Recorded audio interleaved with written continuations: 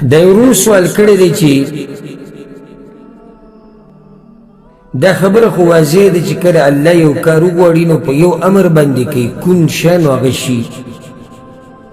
نو دا ځمکې او اسمانونه یې بیا ولې په شپږو ورځو کې پیدا کړي دي الله خو په یو امر باندې کار کوي که نه کولی شي که نه شي نو بیا ولې دا ځمکې او اسمانونه په شپږو ورځو کې پیدا کړي دي الجواب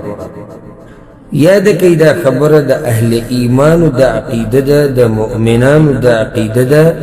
دا موحدین دا عقیده دا چی رب العالمین قادر دے پا ہر شی باندی او دا اللہ دا قدرت گوری سا حدودم نشتی چی دا اللہ دمر قدرت تینا دا اللہ قدرته لیس لها حدود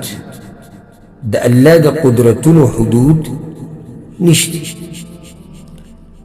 دا اغا مطلق قدرت دا اغا دا پارا دے کامل قدرت دا اغا دا پارا دے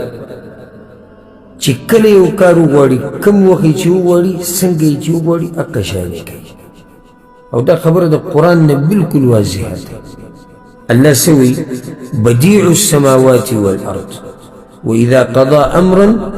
فإنما يقول له كن فيكون اللہ چی کل دے وکار فیصلو کی کنا امر وطن کی شاء ناغشی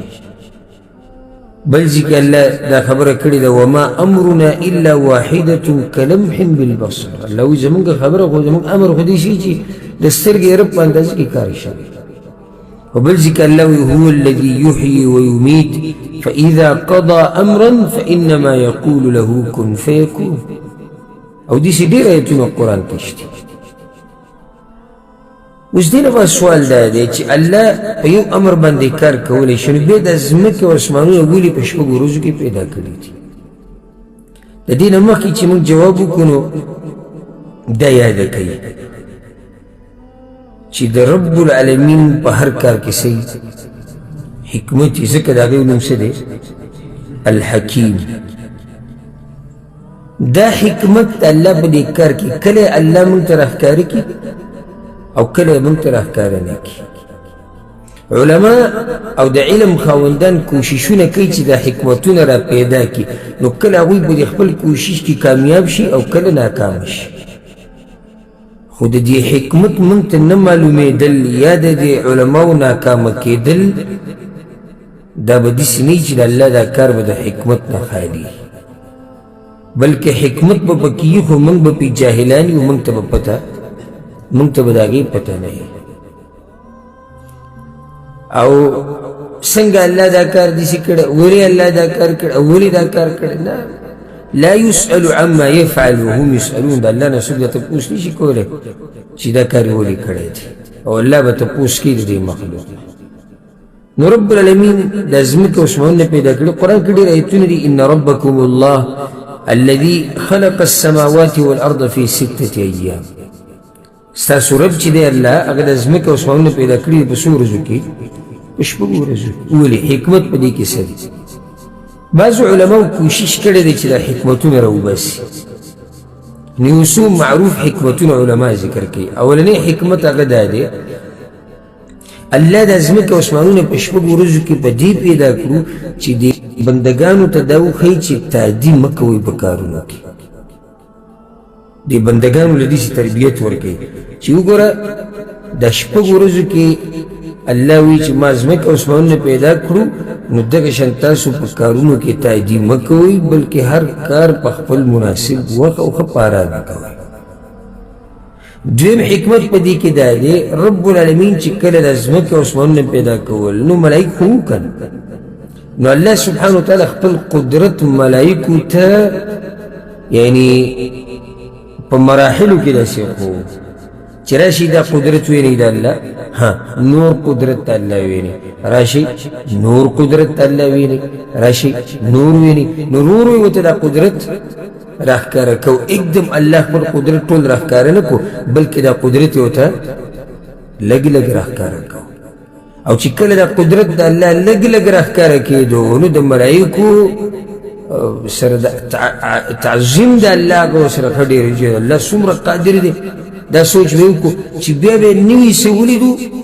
نو آغا هغه تعظیم چې کوم د الله د هغوی سره و او د هغوی په سینو کې و هغه به بیا د هغې نه ښه زیات شو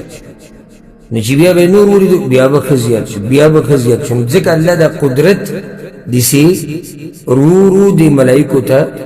ملایکو ته راښکاره کو یو حکمت پکې دا دی بل حکمت علماو دا ذکر کړی دی چې الله د شپږو ورځو کې د ځمکه او اسمانونه پیدا کړي د دې دپاره چې وښیي دا خبره د مخلوق ته چې د الله په نیز ګورې د هر شي مقرره نیټه ده الله د نیټې د مخکې کار نه کوي د ځمکې او د اسمانونو د پیدایش دغه نیټه وه دغه وخو مکه وخت کې پیدا شو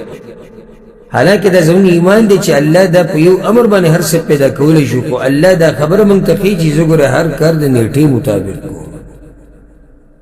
نو دنه پکې دا خبر راغلی چې دا مرګ به هم یو نیټه دا به راځي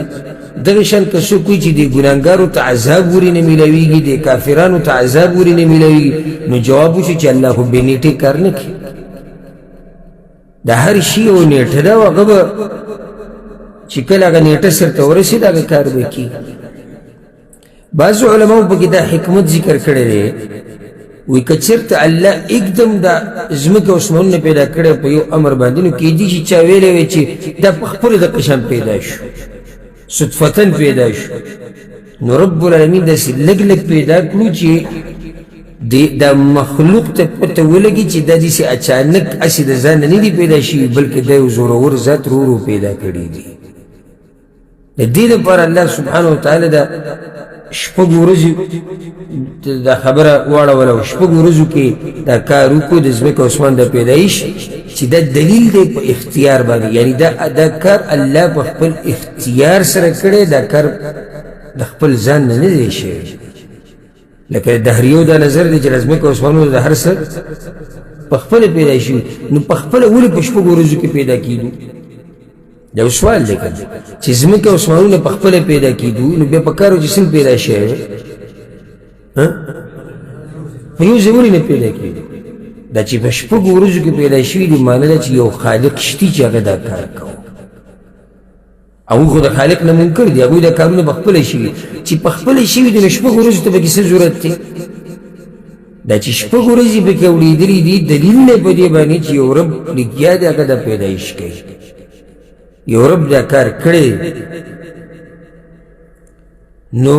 دا یو څو حکمتونه علما ذکر کوي که سړی پکې سوچ وکړي نورو حکمتونه به کوم راوځي خو بیا به خبره ډېره اوږده شي او خلاصه د خبرې دا ده چې د الله سبحانه وتعالی داسې قدرت دی چې د هغې څه انتها نشته او د الله سبحانه وتعالی کار هغه د حکمتونو نه خالی نه وي د ځمکې او اسمانونو پیدایش چې الله په شپږو ورځو کې کړی دی نو په دې کې د الله لوی لوی رازونه دي لوی لوی حکمتونه دي بعض پکې د مخلوقاتو معلوم کړي دي او د علماو ترې راویستي دي او ډېر حکمتونه به داسې چې د هغې نه دا مخلوق لا غافله دی او د دوی علم ورته نه دی رسېدلی که موږ ته یو حکمت هم معلوم نه شي که نه نو بیا هم زمونږ دا ایمان دی چې دا زمونږ جهل دی چې موږ ته معلوم نه شو نور په دې کار کې ډېر حکمتونه یې د الله چې ولې د ځمکې او اسمانونه په شپږو ورځو کې پیدا کړي دي ښه دا قیمتي بیان چې تاسو واورېدلو چې الله سبحانه وتعالی ځمکه ولې په شپږو ورځو په شپږو شپو کې پیدا کړې ده دغه شان قیمتي او بهترینو بیاناتو لپاره تاسو زموږ سره اوسئ السلام علیکم ورحمة الله